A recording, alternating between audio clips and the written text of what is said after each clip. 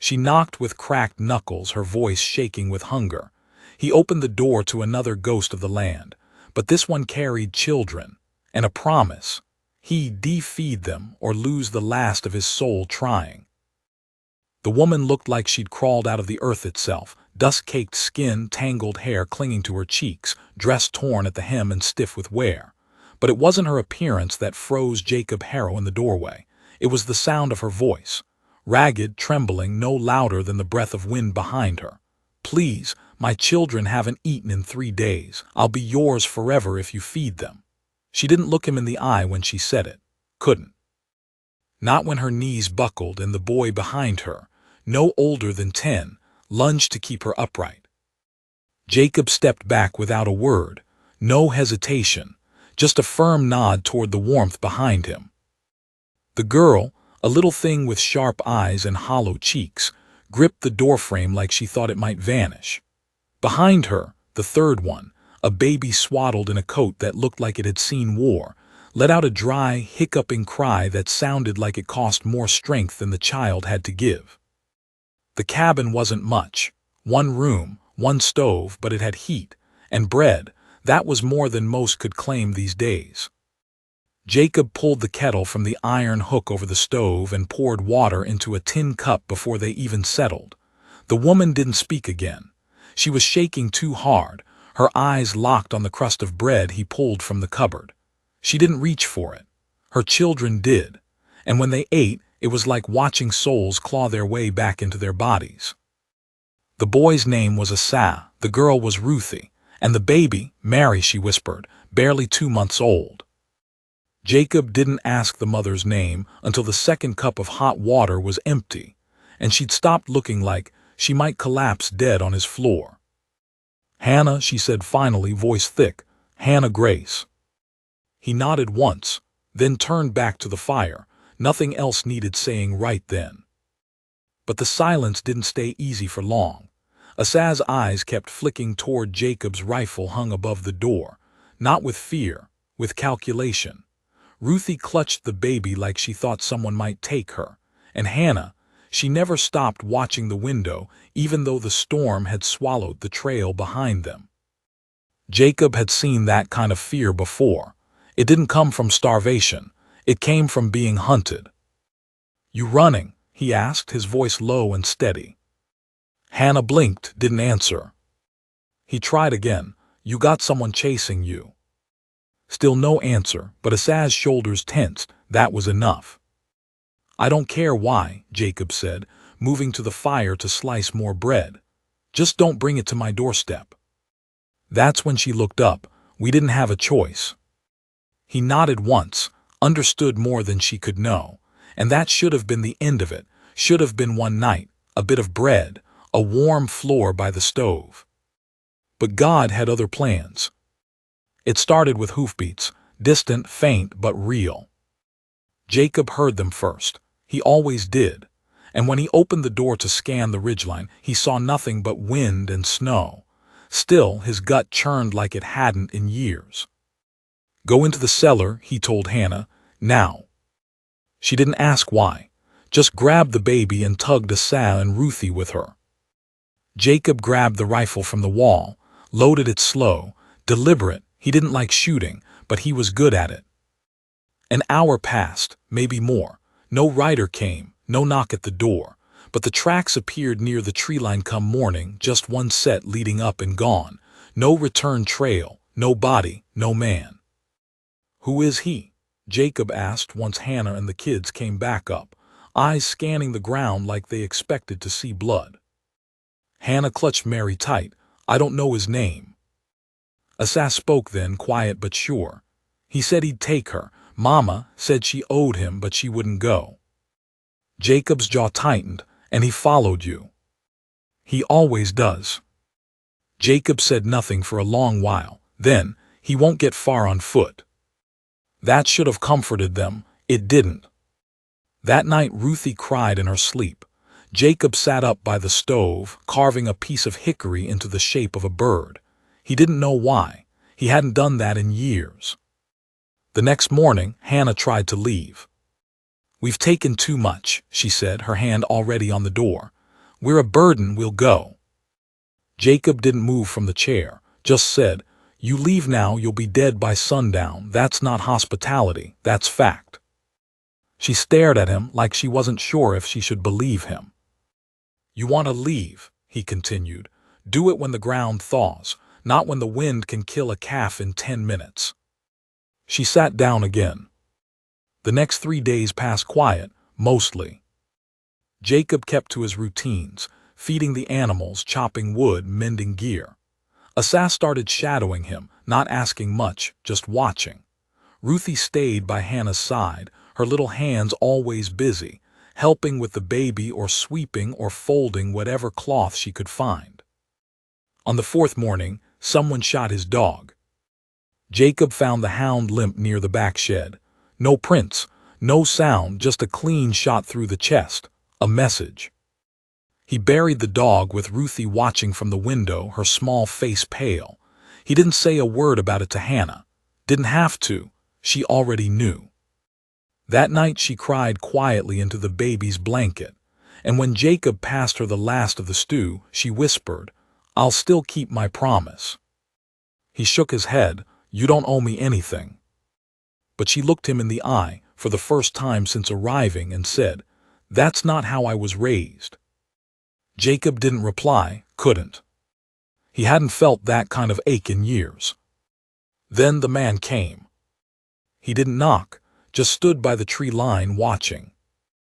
Asas saw him first, called for Jacob, and when Jacob stepped onto the porch, rifle in hand, the man raised one palm. "Not here to fight," he called out, "just want what's mine." Jacob did lower the gun. "Ain't nothing here yours." The man smiled slow, ugly. "She made a deal."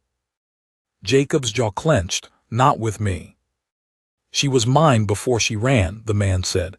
"She knows it, ask her." Jacob didn't look back. "She's free now." The man's smile faded. "You sure you want to get in the middle of this?" Jacob stared down the sight. "Already am." The man's hand twitched near his belt. Jacob didn't flinch. Then the man stepped back. "I'll come again." "You won't like how it ends," Jacob said flatly. When he left, Hannah stood in the doorway, baby clutched to her chest, tears trailing down her face. "I can't let him kill you," she whispered. Jacob didn't turn, just kept his eyes on the trail long after the man was gone. "You're not letting me do anything," he said. "I decide who I protect." And for the first time since she'd arrived, Hannah seemed to believe him. But the man wasn't bluffing. And the next time he came, he wouldn't be alone. The snow hadn't melted, but the air smelled different, less bitter. The sky held more silver than steel, and the trees whispered under the wind instead of screaming. But Jacob knew better than to trust the weather. He could feel something coming in the bones that had survived 2 wars and more winters than most men would dare remember. It wasn't just the man at the tree line. It was what the man promised with every step he'd taken. Violence, retribution, and the kind of darkness that didn't need nightfall to thrive. He didn't tell Hannah, not everything. She already carried enough weight on her shoulders, and the baby's cough was getting worse. A dry rattle that echoed in the corners of the cabin like the breath of a ghost. Mary didn't cry much anymore. That scared him more than the man with the gun. Ruthie had started to sleep with her shoes on. Asas stopped speaking altogether. Jacob doubled the patrol around the property. He moved his tools from the barn to the cabin, laid extra wood by the fire, nailed the shutters tighter, and cleaned the second rifle, the one that hadn't seen daylight in nearly 5 years. He gave it to Asas without ceremony. The boy didn't protest, just took it and nodded. "You ever shot before?" Jacob asked. "No," Asas said, "but I've watched enough to know how." Jacob saw it in his eyes, something older than 10 years, something cracked and scarred. The kind of boy who'd had to grow up fast because the world gave him no other choice. Hannah tried to help. She mended clothes, cooked when there was enough to spare, kept the children close. But Jacob noticed how often she stared out the window when she thought no one was looking, her lips moving in silent prayer. He never asked what she said. He had his own quiet conversations with the Lord, ones that didn't need repeating. On the 6th day after the man came, a rabbit showed up on the porch. Dead. Clean. No note, just the animal throat slit laid across the step like an offering or a warning. Jacob burned it without touching the body. Asa asked why. Because there are poisons you don't smell, Jacob said. That night he slept in a chair with the rifle across his lap.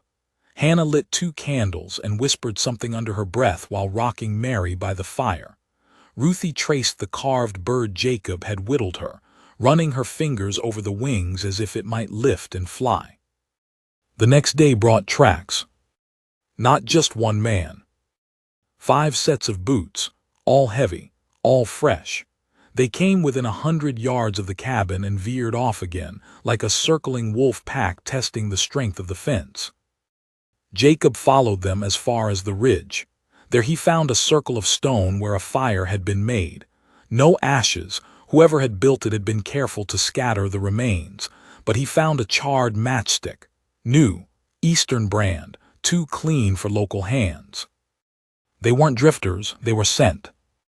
Jacob returned home without a word, boarded the windows, moved the table against the front door, put Asa and Ruthie in the root cellar with a quilt, a lantern, and a bag of dried beans, gave Asa a second rifle, shorter, easier for the boy's arms. If anything happens, Jacob told him, you take your sister and the baby and you don't look back. Asa's chin quivered, but he nodded. Hannah stood in the doorway of the kitchen, her arms around her waist like she was holding herself together. You don't have to do this, she said. Jacob looked at her, really looked at her. You offered yourself to save them, he said. Now I offer myself for the same reason. I didn't mean it like that. I know. She stepped forward, reaching for his arm. Her fingers brushed the edge of his sleeve, calloused and trembling. I've lost so much, she whispered. I can't lose anyone else. Jacob's hand covered hers. You're not losing me, not yet. But in his heart, he was preparing for goodbye. That night the wind dropped to a hush, and the air was thick with a silence that made your skin crawl. Jacob stood outside, shotgun on one shoulder, lantern in hand.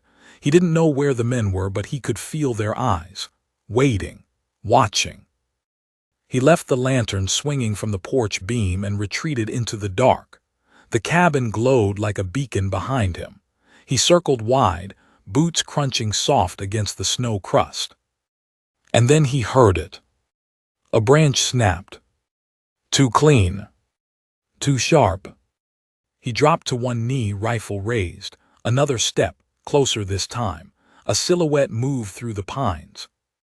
Jacob didn't shoot. Not yet. Then a voice, low, almost mocking. Didn't think you'd come out and greet us, preacher. Jacob flinched, just barely. Only one man alive called him that anymore. The voice belonged to Boone Mallory, ex-bounty, ex-everything. A man who once called Jacob brother-in-arms and then turned coat when gold changed hands. You came all this way to die, Boone? Jacob asked.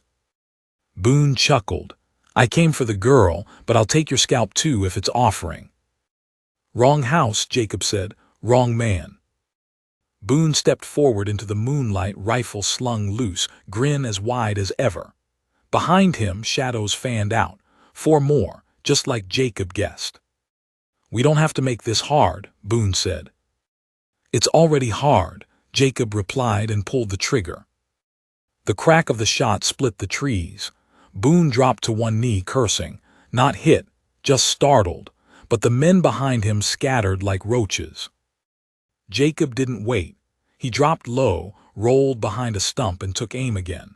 Second shot clipped one man in the shoulder, enough to drop him. Third missed. Fourth, he didn't get off because return fire exploded against the bark just inches from his head. He pulled back, retreating toward the cabin in a crouch. Every muscle burned, every step timed with the beat of his heart. He wasn't going to win this by shooting. He needed to draw them in. He ducked inside the cabin just as a bullet shattered the porch post. Hannah screamed. Ruthie whimpered below. Asa cocked the second rifle in the cellar. Jacob grabbed the lantern from the hook and threw it through the back window. Glass shattered, fire spilled, smoke rose. He kicked the table away from the door and flung it open. "Come on," he bellowed into the snow. They came. 3 men, weapons drawn, rushed the porch. Jacob dropped the first with a clean shot to the chest. The second he wounded, bad. The third made it inside. They fought hand to hand, the rifle knocked away. The man, bigger, younger, wilder, threw Jacob against the wall. The cabin shook. Ruthie screamed. Mary cried. Jacob reached for the iron pot by the stove and slammed it into the man's skull. The man dropped, didn't get up. Breathing hard, bleeding from the lip, Jacob turned to see Hannah crouched with Mary in her arms, Asa standing wide-eyed at the cellar door. "It's not over," Jacob said. "Boone's still out there." He wasn't wrong. Outside, Boone circled the back, gun in hand, rage in his bones. But Jacob knew something Boone didn't. He had laid traps. Boone's boot hit the snare line and yanked him skyward, rifle flying. He dangled just off the ground, screaming curses into the dark. Jacob walked out slow, gun raised, breath puffing like smoke. "I should leave you for the coyotes," he said. Boone spat blood. "You don't have the stones." Jacob paused. "I don't," he admitted, "but she does." He turned. Hannah stood behind him, face pale, hands shaking. But her eyes were steady. Boone went still. Then he laughed. "This what you want, girl? You think this ends here?" Hannah stepped forward. "No," she said, "but it begins here." She raised Jacob's second rifle, aimed low, shot him in the leg. Boone screamed. Jacob cut the rope and let him fall. "You'll bleed for a while," he said. "Then you'll crawl, but you won't die here." Boone cursed him, even as he writhed. Hannah didn't speak again, just turned and walked back toward the light. Jacob followed. Behind them, the wind began to howl once more. But this time, the cabin stood firm. Inside, Ruthie held the baby close. Asa sat beside the stove, and for the first time in a long time, the fire burned without fear. By morning, the cabin smelled like burnt oil, pine smoke, and blood. Boone Mallory's men were either gone, dead, or groaning in the brush, and the wind had shifted east, scattering the last of the snow into crusty patches that crackled underfoot. Jacob Harrow didn't sleep that night. He kept the fire alive, a rifle across his knees, and the weight of his choices heavy in his chest. When dawn broke, Hannah came out of the cellar with her arms still wrapped around Mary, and Jacob caught a glimpse of something different in her face. Not fear, not even gratitude, but something harder. Steel beneath the gentleness. "I cleaned the wound," she said, nodding to his busted lip and bruised cheek. "You'll need to rest." "I'll rest when I know he's gone," Jacob replied. She didn't argue. Asa was quiet. He hadn't put down the rifle once since he came up from the cellar. Ruthie wouldn't speak at all. She stayed close to Hannah, her hand always touching some part of her mother's skirt, sleeve, or arm, as if afraid letting go might make her vanish. Later that morning, Jacob took a shovel and dragged what was left of the man he'd killed behind the trees, dug a hole in the frozen earth, and lowered the body in without ceremony. He didn't speak, didn't cross himself, didn't pray. Some men earned a burial and some just earned the dirt. When he returned, Asa was waiting near the barn, watching him with narrowed eyes. "You ever kill a man before?" the boy asked.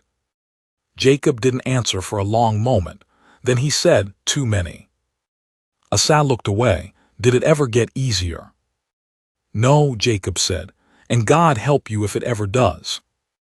That was the truth, and Asa seemed to understand. He nodded once and didn't ask again. Hannah stayed inside most of the day, tending to Ruthie and Mary. The baby's cough was still there, low, rattling, like a whisper behind a wall, and her breathing came in fits. Jacob watched as Hannah held the baby against her chest and hummed a soft, tuneless melody, her eyes closed, lips moving in prayer. "She needs a doctor," she said finally. "Real one, not herbs and honey, someone with medicine." Jacob rubbed his jaw. Nearest town's a day-and-a-half ride, maybe more with the trail frozen. "I'll go," Hannah said. Jacob blinked. "You won't make it." "She won't make it if I don't," she whispered. That shut him up. He looked at the child in her arms, so small, so fragile, cheeks pale and damp with sweat. "I'll go," he said. "But if something happens? If something happens to her because I didn't try, I won't live with it." She didn't argue, just nodded and began packing. By noon he'd saddled his horse, packed jerky, hard biscuits, and a water skin, wrapped tight. Hannah pressed a folded note into his palm before he mounted. "Give this to Dr. Clement," she said. "He'll remember me." Jacob tucked it in his coat. "You knew someone in town." "My sister. She died a year ago. He used to treat her, and me, back when we still had names that mattered." He nodded, said nothing else, just spurred the horse and rode east. The trail was hard and narrow, crusted with ice in some parts and mud in others. He rode through falling snow that turned to sleet, then rain, then snow again. His fingers went numb, his face stung, but he didn't stop, not once. Back at the cabin, Hannah moved like a woman possessed. She boiled water, wrapped Mary in every spare blanket, rubbed her tiny chest with oil from Jacob's store.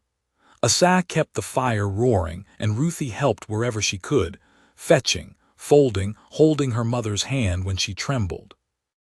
By the second night, Mary's fever spiked. "She's burning," Hannah whispered, rocking her with trembling arms. "She's burning up and I can't bring it down." Asa stood in the corner, his fists clenched. "Why won't God help her?" Hannah looked at him, eyes hollow. "God doesn't always move the way we want." "But you pray all the time."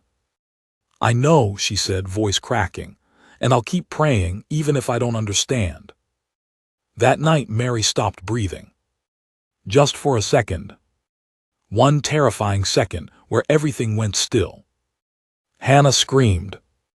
Then the baby gasped, coughed, and whimpered. She was alive. But barely. Jacob reached the town by dawn. It wasn't much. A strip of clapboard buildings, a general store, a church with peeling paint, a jail with one barred window, and a small wooden building with Dr. Clement, etched in fading gold letters on the sign. Jacob pounded the door. No answer. Again. Finally, the door creaked open. A man in his 60s peered out, thin, balding, with eyes like cold water. He looked Jacob up and down. "You bleeding?" "No." "Then you can wait." Jacob didn't wait. He stepped in, pulled out the letter, and shoved it into the doctor's chest. "She said you'd remember her." The doctor opened the paper. Read. His expression changed, not softer but sharper. "She's alive." "Barely. Her baby's dying. Fever, lungs." Clement turned away. "Pack my bag." Jacob blinked. "What?" "You want me to come or not?" It took less than an hour. The doctor had a mule cart, slow, steady, and better suited to the trail. Jacob rode ahead, clearing the way. Every branch, every hole, every patch of ice. He didn't stop moving, not even when night fell again and the sleet returned. It took them 21 hours to make it back. When they reached the cabin, Hannah was sitting by the fire, holding Mary like she'd been carved out of grief. Ruthie slept nearby, and Asa stood by the door, gun in hand. He dropped it when he saw Jacob. "Ma's inside," he whispered.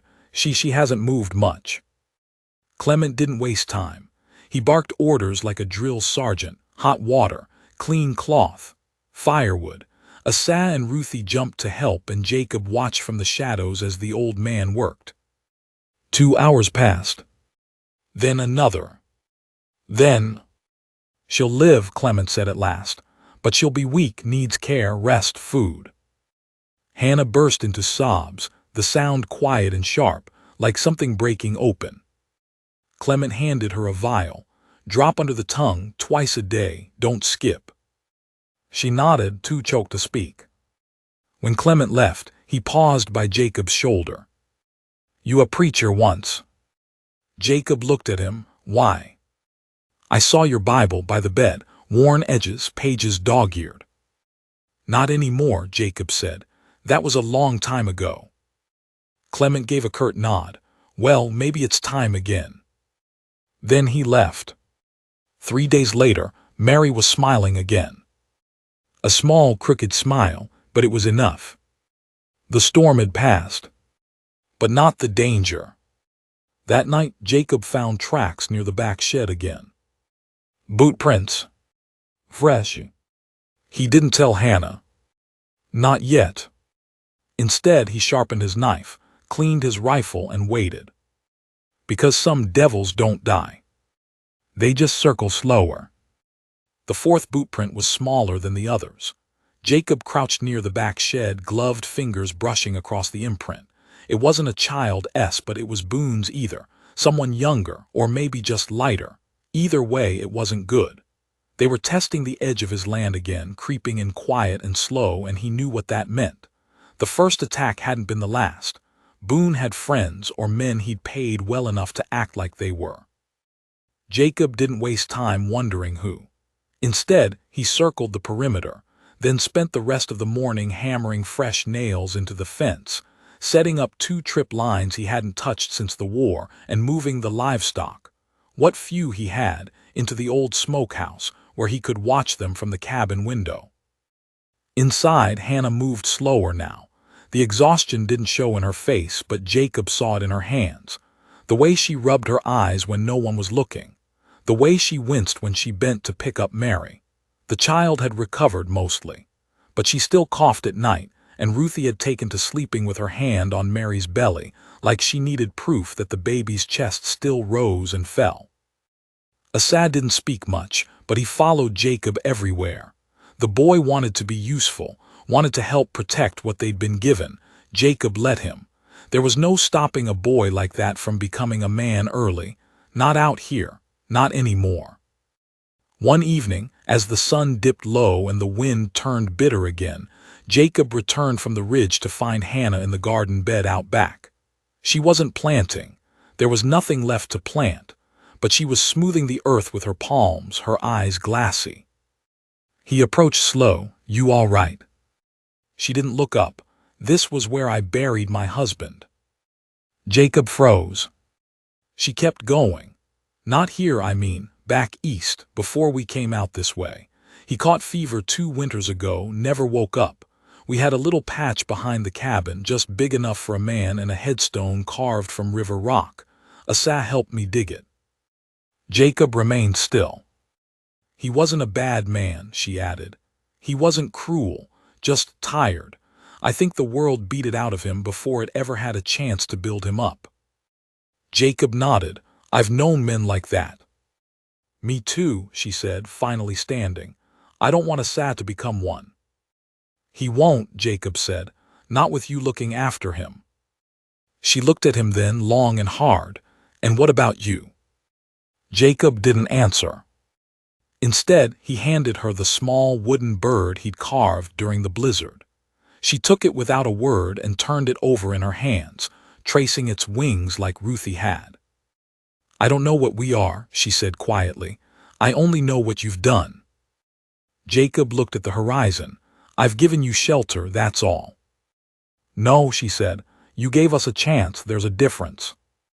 Before he could reply, Asa called from the porch. Ryder. Jacob was already moving. He climbed the steps 2 at a time, rifle in hand, eyes sharp. A lone figure approached from the east trail, slow, deliberate, hands raised. No weapon drawn. Jacob aimed down the sight, heart steady. When the figure got close enough, Jacob froze. It was a girl. Maybe 16, maybe younger. Wrapped in a coat too big for her, eyes wide with cold and fear. She slid from the saddle and held up a folded scrap of paper. "I was told to bring this," she stammered. Jacob took it without lowering the gun. The paper held one line, scrawled in a rough, practiced hand. "You kept her, that makes her yours, and what's yours I take." No name, no demand, just the message. Jacob's jaw tightened. He turned back to the girl. "Who gave you this?" She shook her head. "He didn't tell me, just paid me to ride out here and hand it over, said if I didn't he'd do worse." Jacob exhaled through his nose. "What's your name?" "Millie," she said, voice cracking. I ain't part of it, mister, I just needed coin." He saw the truth in her eyes, too thin, too scared, too honest to be lying well. He nodded. "You hungry?" She blinked. "Yes, sir." He pointed to the cabin. "Go on in, Ruthie'll help you get warm." Millie hesitated, then ran for the door. Hannah stood there, watching the exchange. Jacob handed her the note. She read it once, then again, then folded it neatly and placed it into her apron pocket. "What do we do now?" she asked. Jacob's voice was low. "We prepare." That night they turned the cabin into a fortress. Jacob gave Asad the short rifle again and showed him how to aim proper, how to wait, how not to flinch. "Don't shoot unless you mean it," he told the boy, "and if you do, don't miss." Asad nodded, no fear in his eyes now, just a quiet resolve. Millie stayed close to Ruthie and Mary, helping where she could. She didn't say much, but she watched Jacob like he was the last solid thing in the world. At midnight the barn burned. Jacob saw the flames first, bright orange licking the sky. He ran for the door, rifle ready, but stopped cold when he saw the shape standing by the fire. Boone! He hadn't come alone this time. 4 men stood behind him. One carried a torch, another had a rope. Boone raised his voice over the roar of the fire. "You had your warning, preacher." Jacob stepped out into the yard. "This is the last one you get," Boone added. "Hand her over or we burn it all." Jacob didn't blink. "Then you'll burn with it." Boone laughed. "You think you can take all of us?" "I don't need to," Jacob said. "Just enough to make the rest wonder if it's worth it." Then from the cabin, a shot rang out. Clean, sharp. One of Boone's men dropped, screaming, his leg shattered. Asad's voice came from the window, steady. "I missed the head." Boone's eyes went wide. He ducked just as Jacob fired his own shot, grazing the shoulder of another. Then chaos broke loose. The man with the rope charged first. Jacob tackled him before he reached the steps, slamming the butt of the rifle into his chest. Another came from the side, knife drawn. Jacob spun, ducked, and threw a wild elbow that connected hard. Gunfire tore through the yard. Asad reloaded like Jacob taught him, fast and without panic. Millie pushed Ruthie and Mary into the root cellar, slammed the trapdoor shut, and threw a rug over it. Boone disappeared behind the shed. Jacob moved like a ghost, tracking him, slipping between shadows, blood dripping from a gash in his arm. He found Boone near the well, lighting another torch. Jacob raised the rifle. "Drop it." Boone turned slow. "You should have stayed in your hole, preacher. That woman ain't worth dying for." Jacob didn't blink. "You don't know what worth is." Boone sneered. "Neither do you. She made a promise. Now she's yours, and that means I get to break you." He lunged. Jacob fired. The torch exploded. Boone screamed, staggering back, coat ablaze. Jacob tackled him to the ground, smothering the fire with dirt and snow. When the flames were out, Boone lay coughing, clothes singed, hair half gone. Jacob stood over him, chest heaving. "This is over," he said. Boone wheezed. "She'll never be safe, not while men like me know where to find her." Jacob looked him in the eye.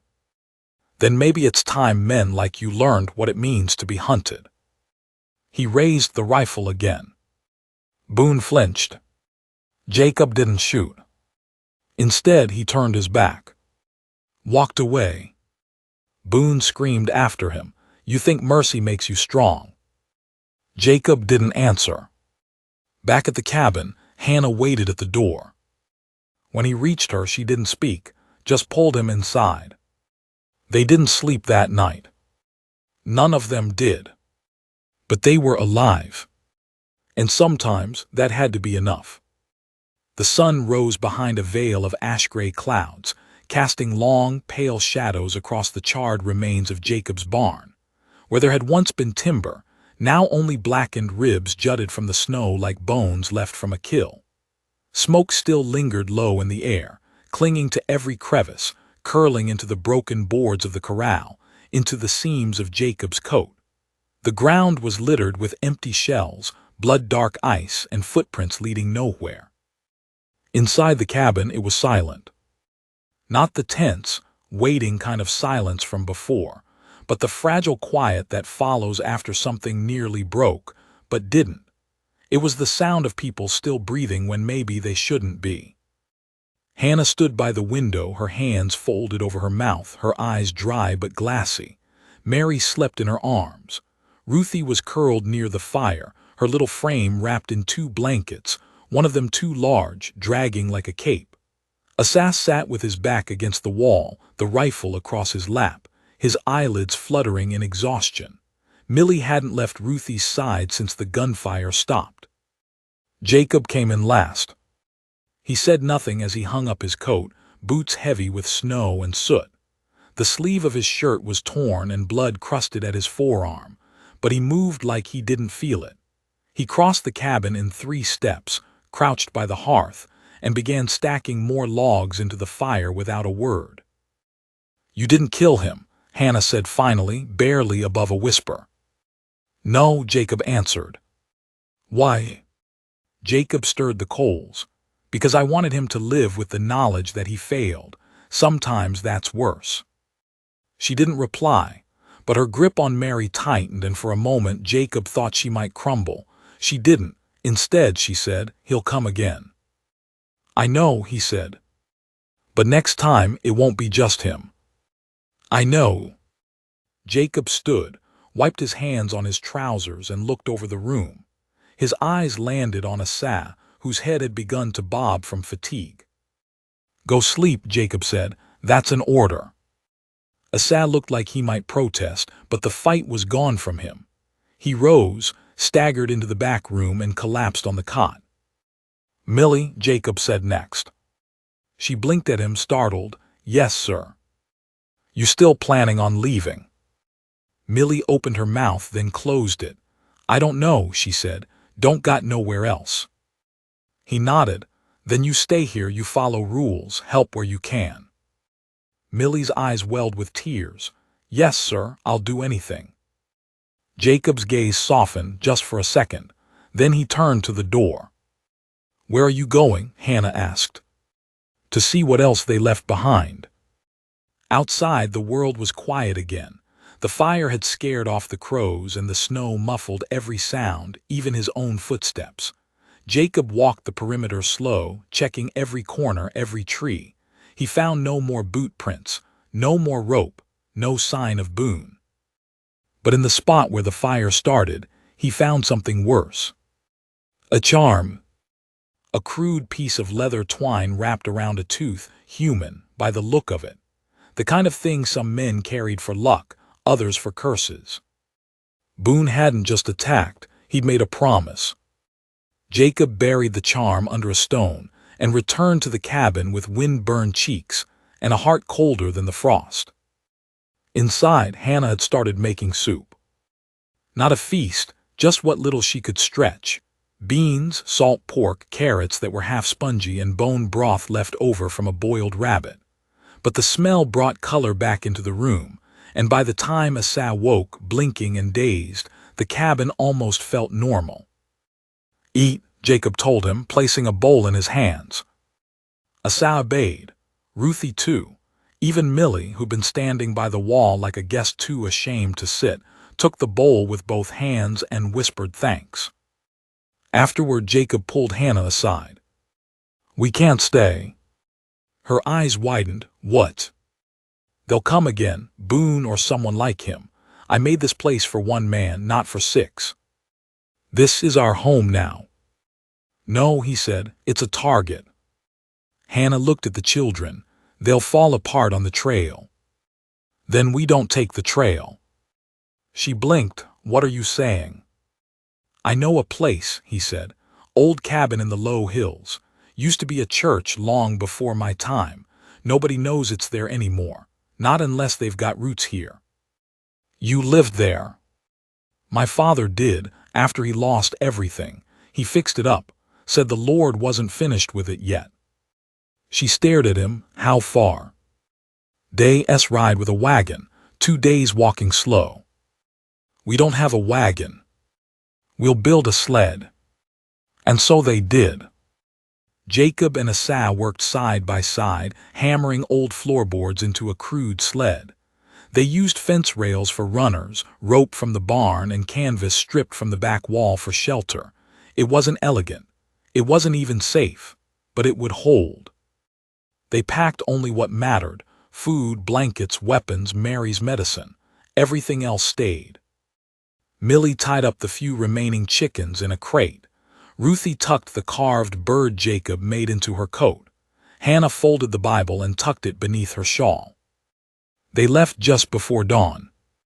Jacob pulled the sled himself, boots crunching through the crusted snow, muscles screaming by mid-morning.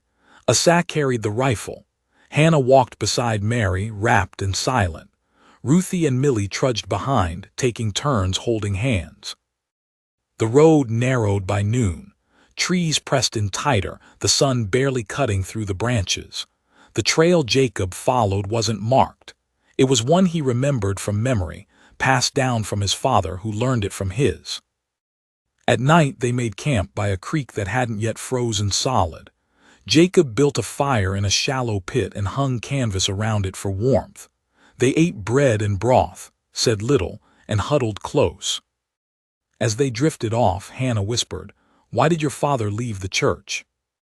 Jacob stared into the flames. "He didn't." "But you said." "He stayed until he died. Alone. Buried him out there myself. Place has been empty since." "Why did you leave?" Jacob looked up. The firelight made his face hard and soft all at once. "Because I wasn't ready to carry what he carried." They walked again before first light. Mary whimpered, Ruthie coughed, Millie's feet bled, but they kept moving. By afternoon, the hills opened into a clearing. There it was. The church. It leaned slightly to one side, roof patched with old tin, door hanging from rusted hinges. But it stood. A cross still crowned the steeple. Jacob dropped the sled and exhaled hard. They went inside. The pews were gone, long since burned or rotted, but the altar remained, a slab of hewn stone, worn with use. There was a single window still intact, and through it came a shaft of light that fell directly onto the altar. As if it had been waiting. Jacob didn't speak, just knelt.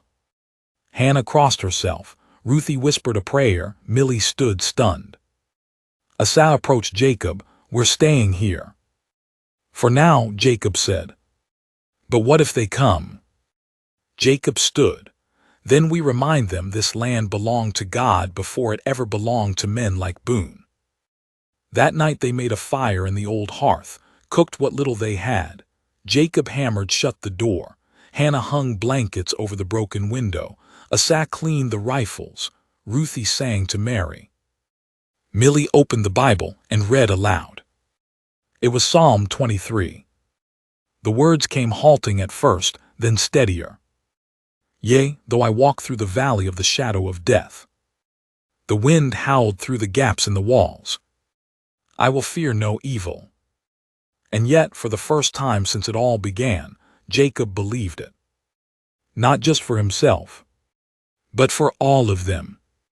The wind howled through the rafters like a living thing. It slipped through the gaps in the roof, twisted around the warped boards and sang low through the broken steeple. But inside the old church, wrapped in warmth and silence, the little group slept. Ruthie curled in a wool blanket beside Mary, whose fever had finally broken. Millie snored quietly near the hearth. Hannah lay on her side, arm draped protectively over her children. Asa slept near the door with the rifle across his chest. Jacob did not sleep. He sat against the far wall, back straight, the firelight flickering across his tired face. One hand rested on the butt of the pistol holstered at his hip.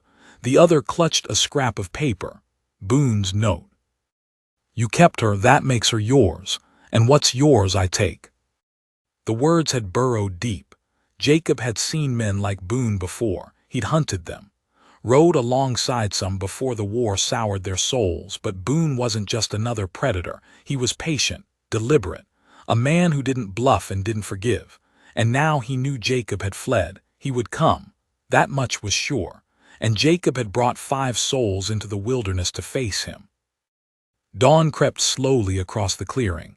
Pale light filtered through the warped window, casting long shadows across the pewless floor. Jacob stirred the coals in the hearth and added a log. The fire crackled, sending up a burst of orange. Behind him, Hannah shifted. "You didn't sleep," she said softly, rising from the pallet. Jacob didn't turn, didn't feel right. She joined him by the hearth, pulling her shawl tighter. "You think he'll come?" "Yes." Her voice was quiet. "How long do we have?" Jacob shook his head. "Not long." They sat in silence for a moment, the fire popping between them. "I dreamed of him," Hannah said suddenly. "Boone, he was holding Mary. She wasn't crying, she was quiet, like she'd already given up." Jacob's jaw clenched. "He won't touch her." She looked over at him. "You can't protect us forever." "I can try." She placed a hand over his. Her skin was cold. "And when you can't, we'll stand too." He didn't reply, but he didn't pull away either. By mid-morning, the camp was awake. Jacob divided the chores. Asa and Millie chopped wood and hauled water from the stream. Ruthie helped sweep out the church's main room. Hannah cleaned the rifles. Jacob ventured into the woods with a snare line and a hatchet. He returned with 2 rabbits, and a silence so heavy it pressed against his shoulders. The signs were there, trees marked with notches, a broken branch too fresh, animal tracks scattered by the scent of men. Boone wasn't far. That night Jacob didn't light the hearth. Instead, he placed blankets in a circle near the altar and kept everyone close. He posted Asa near the door and told Millie to watch the back. He showed Ruthie how to hold a knife. Hannah made one last pot of stew and divided it into 6 equal bowls. Then they waited. Hours passed. Wind picked up. Snow began to fall. Jacob sat against the wall again, pistol in hand, heart steady. And then, just past midnight, he heard it. A crunch, soft, deliberate. Not an animal. Not wind. A footstep. He rose without a word and signaled Asa with a nod. The boy slipped into the shadows, rifle aimed toward the sound. Millie joined him, a knife clutched in both hands. Another crunch. Jacob opened the door just enough to see. 6 men. Moving slow. Creeping through the trees like phantoms. Boone wasn't leading them this time. Jacob recognized none of their faces, but he recognized the way they moved. Not amateurs, not bandits. These were hired blades, mercenaries, men who did the work no one else would. Jacob closed the door softly and turned to the group. "They're here." Hannah gathered Ruthie and Mary behind the altar. Asa checked the rifle's chamber. Millie took her place by the back window. Jacob moved to the center of the room. "They'll circle first," he said. "Look for openings. Then one will test the door, maybe the window. If I go down, Asa takes charge. You all follow his lead. You run for the stream, use the sled." Hannah's eyes welled. "You're not going down." "I might." "No," she said again, firmer. Jacob met her eyes. Then pray I don't. The first shot came not at the door but through the wall. A bullet tore through the wooden boards near Jacob's head and lodged in the stone behind him. The children screamed. Millie ducked. Assad dropped to one knee and returned fire. The cabin exploded into chaos. Gunshots thundered through the wood. Jacob dropped 2 men before they reached the porch. Assad took out a third who tried the back door. Then the front window shattered and a man hurled through it, wild-eyed and snarling. He tackled Jacob to the ground, knife flashing. Jacob caught his wrist, twisted, and slammed his head against the altar stone. Once, twice. The man stilled. Blood soaked into the floorboards. Another shadow lunged from the doorway, but this time it was Millie who stopped him. She drove the knife Jacob had given her deep into his side. He screamed and crumpled. Only 2 remained. And they were outside, waiting. Jacob stood in the ruined doorway, breathing hard. His coat was torn. Blood seeped from a gash above his brow, but his hands were steady. The 2 remaining men stared from the tree line. One raised his hands. "Don't shoot," he called. "We didn't sign up for this."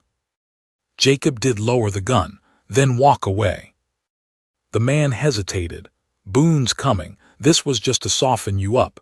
He's got 10 more riding hard." Jacob didn't flinch. "You say his name again, and I'll send your tongue back to him in a pouch." The man paled.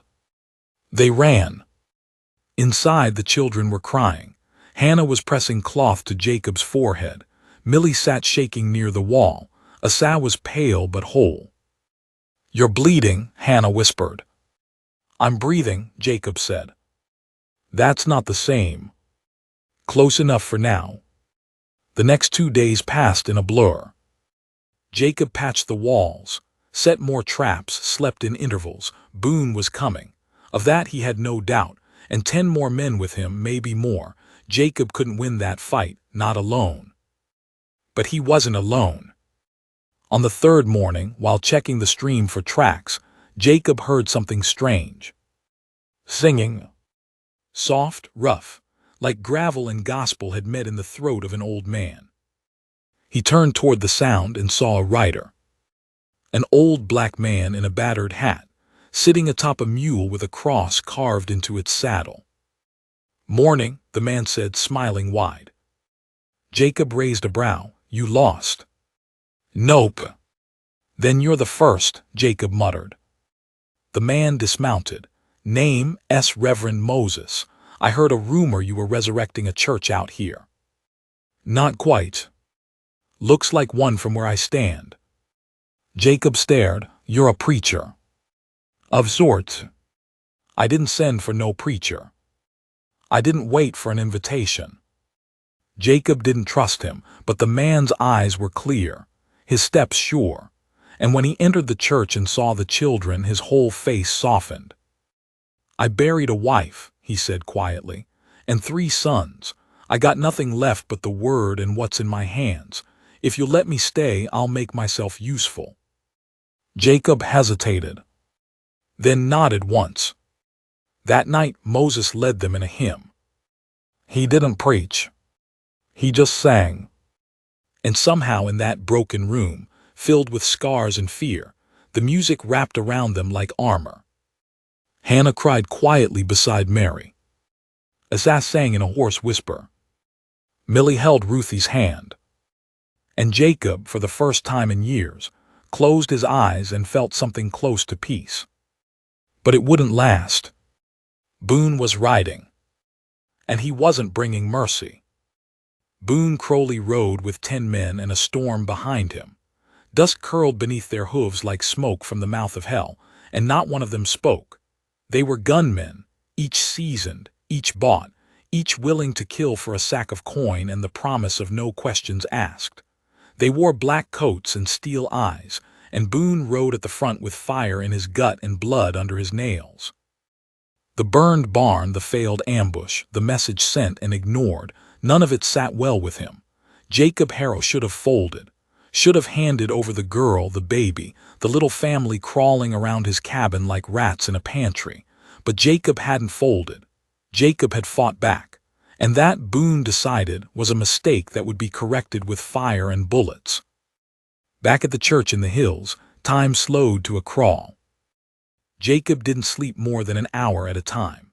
He walked the perimeter, double-checked the snare lines, reset the claymore traps he'd built from scraps. Asaph followed him now, always a step behind, always silent, the boy's small hands raw from splitting wood and handling cold steel. Ruthie helped where she could, sewing torn gloves, boiling water, drying roots Moses gathered from the brush. Moses, the preacher hadn't said much since arriving, but his presence shifted something. He moved slow but sure, always humming, always working. He carved crosses into fence posts and whispered scripture under his breath as he fixed the broken shutters. And Hannah watched it all with eyes that missed nothing. Her face had hardened, though it held the same quiet grace. Her hands stayed busy, binding wounds, mending blankets, feeding Mary drop by drop from the medicine vial Dr. Clement had given them. Mary grew stronger, but not enough. "You won't be able to carry her through another siege," Moses warned one night as they huddled by the fire. Jacob didn't look up. "I won't have to." "You think you'll stop him this time?" "I'll bury him this time." Moses stirred the coals, his face unreadable. "Vengeance and protection aren't the same thing." "I'm not looking for vengeance," Jacob said. Moses didn't argue, just nodded and said, "Then may God steady your aim." They fortified the church with boards, bricks, even stones from the old stream bed. The front windows were filled with sandbags. The door was bolted with steel rods. They turned the pulpit into a lookout post. The rear wall had a crawl space for the children and Hannah in case the worst came. Asa learned how to load and fire without jamming. Ruthie learned how to move without making sound. Millie, who had never held anything heavier than a soup pot before she came, now carried a shotgun Jacob had cut down to fit her grip. Every night before sleep, Moses led them in prayer. And every morning, Jacob checked the trail. He didn't have to wait long. On the seventh day, a hawk's cry echoed through the canyon. Jacob looked up and knew. Boone was near. He gathered them inside. "They'll come at dusk," he said. "They like to make their kills in the dying light." No one asked how he knew. He didn't dress it up. Didn't say they'd be safe. Didn't promise they'd all make it through. He just showed Asa where to stand, showed Millie how to watch the rear, showed Hannah how to aim the revolver he'd cleaned that morning. "If they get past me," he said, "you do what you have to do, and you don't stop." Hannah nodded, her mouth pressed tight. "Jacob," she said softly, "if you die." "I won't. But if you do." He looked at her. "I'll die knowing I was needed." She reached for his hand. He let her hold it. "I prayed for you," she said. He swallowed hard. "Then maybe I was worth praying for." The sun began to fall. The wind changed. And then the horses came. Boone didn't sneak this time. He wanted them to hear it. Wanted the thunder of hooves to shake the bones of the little church Jacob had chosen to hide in. He wanted the cross above the door to tremble. They came through the clearing like black fire. 11 riders, guns drawn, faces hard. Jacob stood in the doorway with a rifle in hand, and a long coat whipping behind him. He didn't move. Didn't speak. Boone reined up just outside the church fence.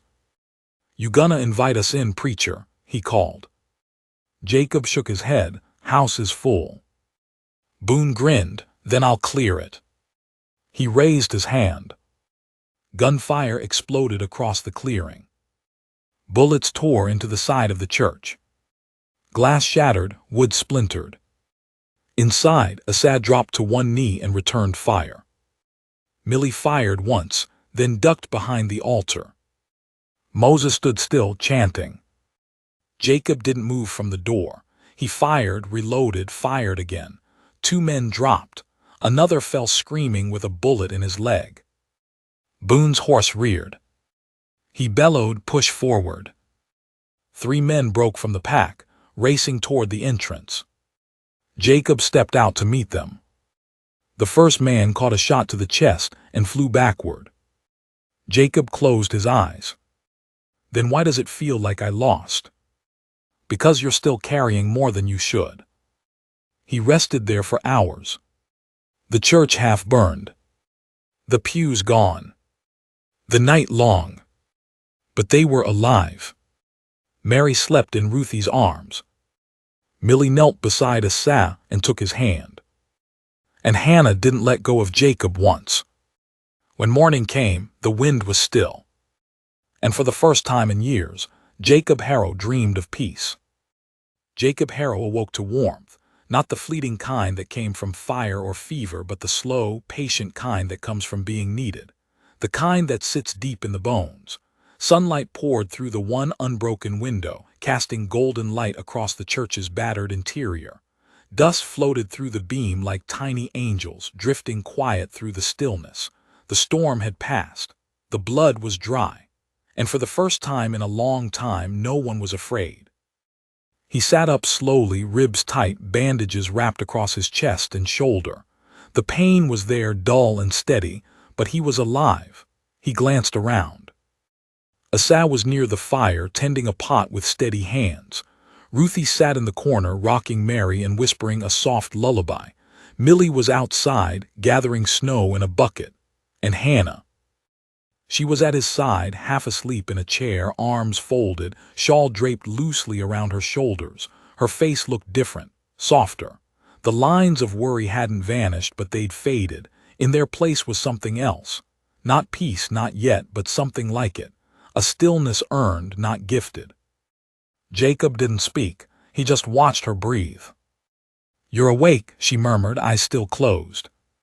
He smiled faintly. "Didn't know I'd fallen." She opened her eyes. "You nearly bled out again." He reached for her hand. She gave it. "Boone," he asked. "Buried." Moses said a prayer over him. "I didn't want to, but the children were watching." Jacob nodded. "That was right." "I wanted to be angry," she said, "but I'm just tired." "You should be." "I don't regret it," she said.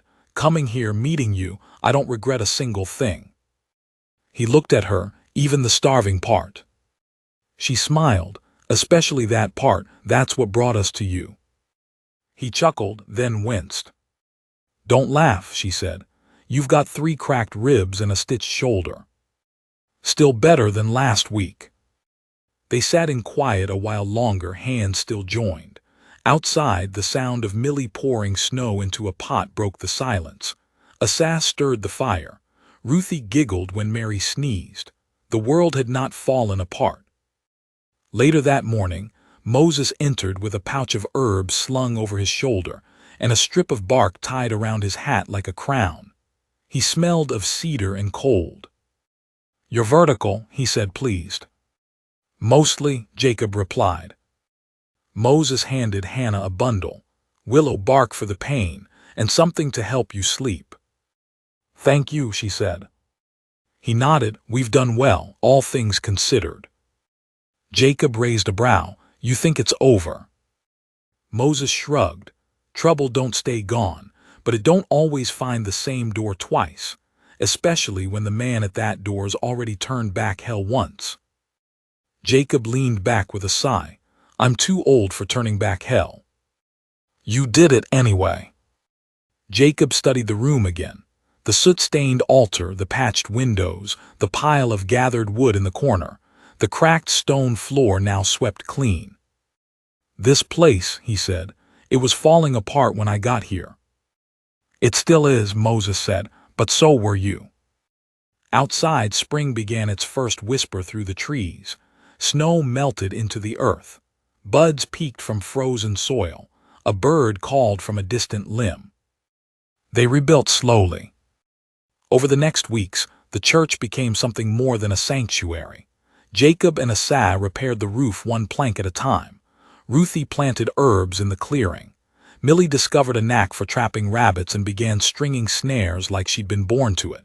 Moses taught Ruthie her letters and built a lectern from old pew wood. Hannah scrubbed the stone floor with vinegar and sand until it shone. One day a family arrived. A man with a limp, a woman carrying twins, and a mule pulling a broken cart. They'd heard there was safety in the hills, that a church had opened its doors again. Jacob didn't turn them away. By summer, there were 5 more families. The church became a home, then a haven. They held service once a week, led by Moses in a deep, rattling voice. There were no pews, just benches built from scrap wood, and no choir, just Ruthie and Millie singing together with cracked voices and brave smiles. And on the first Sunday in May, with wildflowers blooming near the creek and Mary learning to stand on shaky legs, Jacob and Hannah stood before Moses and exchanged vows. No ring, no dress, just words and truth. I thought I was done, Jacob said, voice thick. Done with fighting, done with trusting, done with believing in anything. He looked at her. And then you came to my door, begging for bread and offering your whole self just to feed your children. And I saw something I hadn't seen in years. She smiled. What? Hope. She reached for his hand. I thought I was broken, she said. A woman who failed her husband, failed her family, failed to protect her children. But you never saw me that way. I never will. And I never will leave you, she said. Moses blessed them. Asa stood tall beside them. Ruthie danced barefoot near the edge of the clearing. And Mary laughed bright and free. That night the fire burned higher than it ever had. And Jacob Harrow, once a man who opened his door only to survive the night, now held a woman who had become his reason for waking. Around them, laughter echoed. Children played. Life stirred in the soil. The church glowed like it had been built for this very day. Later, long after the others had drifted off, Hannah lay beside him beneath the stars, her head on his chest. We have nothing, she whispered. No gold, no land papers, no title. We have this, he said. She looked at him, and if someone comes again. We stand together. Her hand slid into his. He kissed her knuckles slow. Forever. She nodded, forever. The wind moved through the trees. The church stood firm. And deep in the hills, where mercy took root in stone and snow and fire, Jacob Harrow, once a man alone, found his purpose not in vengeance, not in survival, but in love. In family. And in the fierce, holy promise to protect what had once come to him in hunger, and now stayed out of hope.